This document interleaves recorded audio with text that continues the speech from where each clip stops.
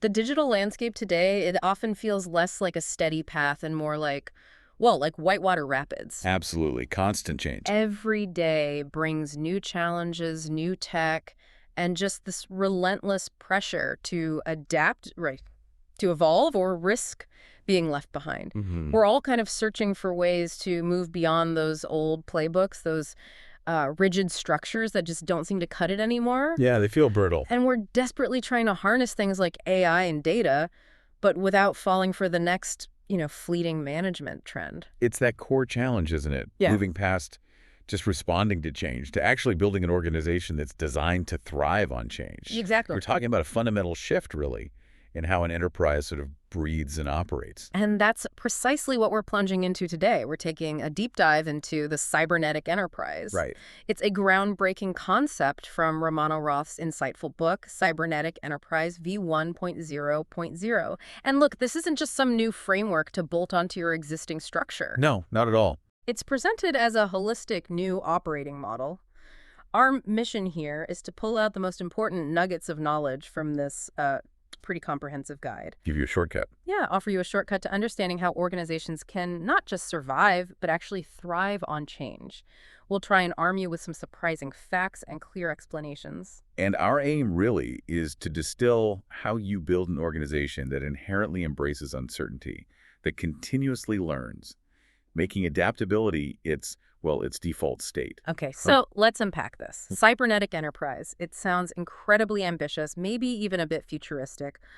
What's the most maybe surprising or counterintuitive thing about Roth's vision that sets it apart from other models we've seen? Well, what's really insightful, I think, is that Roth defines it not just as a set of practices, but as a living, continuously adaptive organization. Yeah. It's designed to operate through these closed feedback loops, Okay. where information constantly cycles back to inform action. And it's augmented by AI, powered by autonomous cross-functional teams.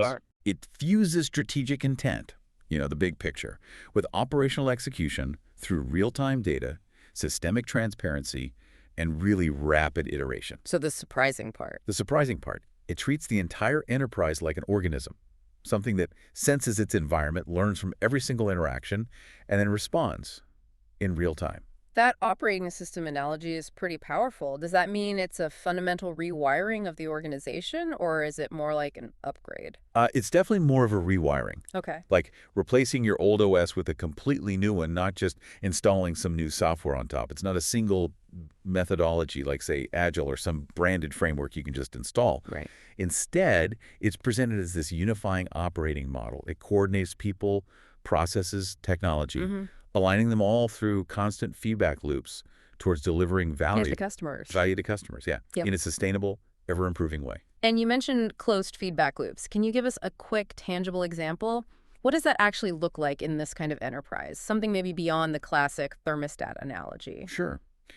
Think about an e-commerce platform automatically adjusting its product recommendations based on real-time user clicks and, importantly, conversion rates. Or maybe a software team getting instant alerts on code performance issues happening right now in production and fixing them before they really impact users. It's this continuous, often automated cycle, sense, analyze, act, way beyond a quarterly report. That makes so much sense. You're connecting the strategy directly to those moment-to-moment operations. It sounds like innovation isn't just encouraged, it's baked right into the DNA. Exactly. Its key characteristics are that it actively champions innovation over predictable, rigid plans. It favors experimentation as its main way of discovering things. Okay. And crucially, it treats feedback not as something to be feared or, managed away, but as the essential fuel for continuous growth. And where does the name come from? Cybernetics. Yeah, it draws its name from cybernetics, which is the science of systems, control, and feedback. It was first introduced by Norbert Wiener way back in the 1940s. Wow. So while the application feels very cutting edge, the underlying principles actually have quite a rich history. Okay, those insights are incredibly compelling. But why the urgent need for this kind of radical change now? We've seen countless, digital transformations and agile adoptions over the past couple of decades. What's fundamentally different here, and why are those older approaches apparently failing so often? You're right to point that out. Many past efforts, honestly, have just tried to digitize outdated structures. Mm. They end up replicating the existing silos, the misaligned incentives, the rigid hierarchies, the broken feedback loops, just using new tools. Putting lipstick on a pig, basically. Kind of, yeah. The book makes a really compelling case that these traditional approaches often fail to cure the systemic dysfunctions. They just put a digital veneer on old analog problems. And there's data on this. Oh, yeah. The statistics are pretty sobering. Around 70% of digital transformations fail to deliver their expected results. That's according to Taylor in 2024. 70%. Wow. And maybe even more startling, Hacker Noon reported back in 2018 that 96% of Agile adoptions didn't actually improve organizational adaptability. 96%. That's almost all of them. It really makes you pause, doesn't it? Yeah. And it raises an important question for you, the listener. Think about your organization today. What stands out to you as the biggest challenge that this kind of cybernetic approach might actually address? Those numbers are truly alarming. They highlight a critical gap. What, in Roth's view, is the single biggest misconception or mistake organizations make that leads to these kinds of widespread failures? Well, probably the biggest mistake is treating these transformations like a project. Something with a start and an end date. Right, like we're doing our digital transformation this year. Exactly. Instead of seeing it as an ongoing evolution of the entire operating model. The promise of a cybernetic enterprise is that fundamental shift. An organization where change isn't a threat, but the actual mechanism for growth. Okay. Where it's continuously learning, adjusting in real time, responding cohesively. It's the difference between just moving faster and actually navigating complexity effectively. It's about creating a system that learns faster than its environment changes. It's clear that just trying harder with the old methods isn't working. So if the old playbooks are failing us, what are the new rules of engagement? What are the core principles guiding this cybernetic transformation? The crucial insight here is how the book really emphasizes principles over rigid processes.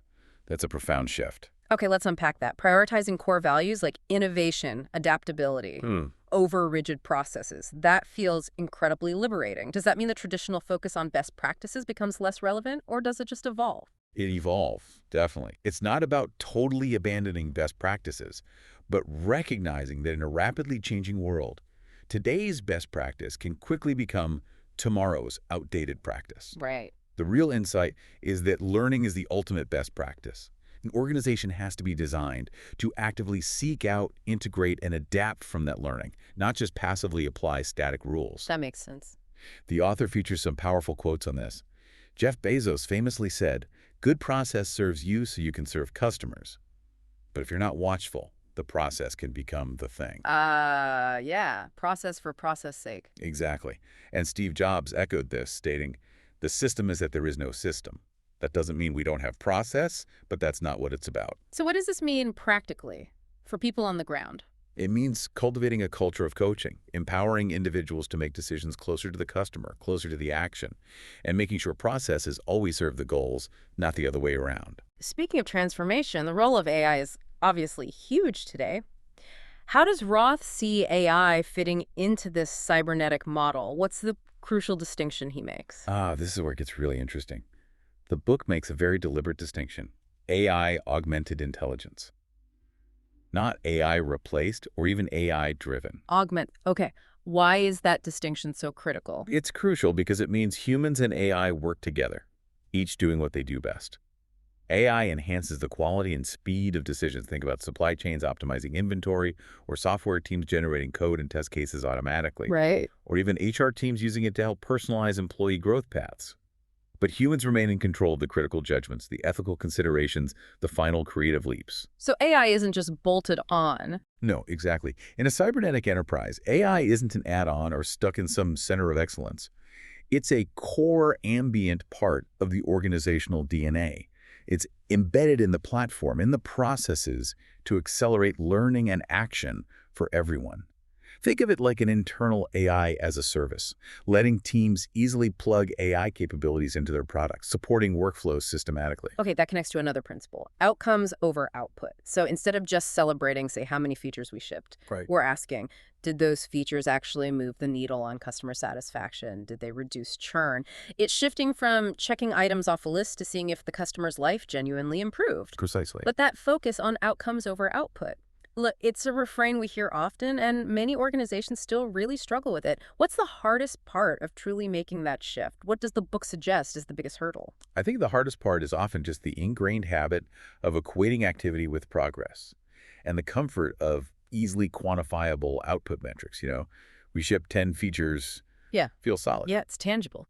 It is. The biggest hurdle, though, is letting go of what Roth calls decisions powered by ego. He puts it quite sharply. If your decisions aren't powered by insights, they're powered by ego. Ooh, that's direct. It is. But it reinforces that success is not about shipping a high volume of features that's output. It's about delivering real value, meaningful outcomes that address customer problems and drive business value. So for you listening, this means when you're reviewing a project, the first question isn't, is it done? Right. It should be, is it working for the customer? Is it delivering the intended impact? It fundamentally reorients every decision, every metric. That brings us to another fascinating principle, learning over failure. It sounds like a radical reframing of how we view mistakes or experiments that don't pan out. What does this shift in perspective truly unlock? It's huge. It's about reframing failure not as a negative endpoint, but as an opportunity for discovery and learning. And this unlocks speed and innovation because teams aren't paralyzed by the fear of getting it wrong. They can take more risks. Calculated risks, yes. Experiments, like minimum viable products, MVPs, they're designed specifically to provide clarity about user needs and behaviors, to learn as quickly and cheaply as possible. Are there good examples of this? Oh, definitely. Take Minecraft. Its original MVP emerged after just 6 days of coding. And then it evolved massively based on early user feedback. 6 days, wow. Or think about Lego. They're known for rapid prototyping with children, quickly putting new ideas into kids' hands to see what resonates, what sparks joy, what gets ignored. So they're learning directly from the users. Exactly. These are concrete examples of how continuous learning through iteration leads to superior products. The goal isn't perfection first time. It's gaining actionable knowledge quickly and affordably. That focus on learning and outcomes is truly powerful. But these aren't just abstract ideas floating around, are they? How do organizations actually construct this new operating system? What are the practical foundations? That's where the concept of the cybernetic platform comes in. It's really the embodiment of this operating model in technology and process. It provides what Roth calls paved paths for development. Paved paths, like making the easy way the right way. Exactly. These are things like pre-approved infrastructure templates, standardized CI/CD pipelines, it's continuous integration, continuous delivery, and reference architectures that development teams can easily follow. So these paved paths, they're not just about speed, are they? Is there a deeper benefit beyond just getting stuff done faster? Are there companies doing this well? You hear about Spotify's golden paths. Absolutely. And yes, Spotify is a great example. Beyond just speed, these paths radically reduce the cognitive load for developers. How so? By standardizing the routine tasks, it frees them up to focus on the real creative problem solving, the innovation. Plus, they bake in compliance and security by default, which is huge. Okay. So developers aren't constantly worried about reinventing the wheel for infrastructure or missing some crucial regulatory check? Precisely. The platform guides them along a safe, efficient route. Another fascinating example is a global bank mentioned in the book.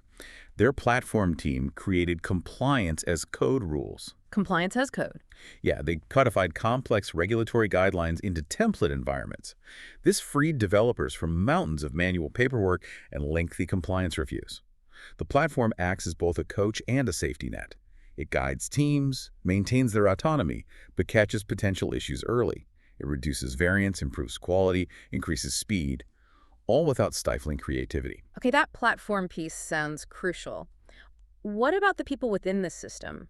How do roles and teams shift when the whole organization is built to be so adaptive? How would this change, say, an individual contributor's day-to-day? Well, this raises an important question for you, the listener. How can you empower your own teams to take ownership of problems, not just execute tasks? Right. The Cybernetic Enterprise really emphasizes pushing authority down to small, cross-functional teams at the front lines.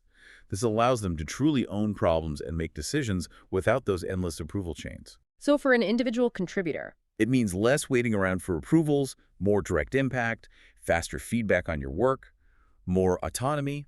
And team structure. The book touches on frameworks like team topologies. This suggests structuring teams into specific types, like streamlined teams focused on delivering customer value, enabling teams that help them, and platform teams providing those foundational services we've just discussed. Okay. It's all about structuring for optimal value flow and minimizing cognitive load. Roles shift too. Product managers, for instance, become more like coaches and developers of skills within the team, while product designers might specifically own the usability risk, ensuring a user-centric approach right from the start. That sounds like a powerful shift in autonomy and responsibility. So, okay, if an organization is ready to embark on this journey, what are the absolute keys to making this transformation last? What makes it stick? Well, connecting this back to the bigger picture, the journey demands unwavering commitment from the very top. The CEO. Absolutely. The CEO's role is pivotal. The transformation has to start with them as the primary advocate, the chief evangelist for this new vision. They need to be actively addressing resistance, which will happen, and aligning incentives right across the entire organization. So it can't just be an IT thing or an R&D thing. Definitely not. Without that top-level buy-in and really consistent messaging, it's incredibly difficult to break through those entrenched practices and old ways of working. That makes perfect sense. It has to be a company-wide mandate, really a cultural overhaul led from the top. Absolutely. And this journey, make no mistake, demands real corporate courage. Leaders have to be willing to challenge deeply embedded practices, embrace uncertainty, and make bold, sometimes uncomfortable, calculated risks. It's definitely not for the faint of heart. Courage to change. Exactly. And underpinning all of it, the book consistently reinforces that continuous feedback loops and adaptive architectures are absolutely foundational. They are key to building a truly resilient adaptive enterprise. So those feedback loops aren't just nice to haves. No, they are non-negotiable for lasting change. They provide the constant calibration needed to navigate a dynamic, unpredictable world. Wow.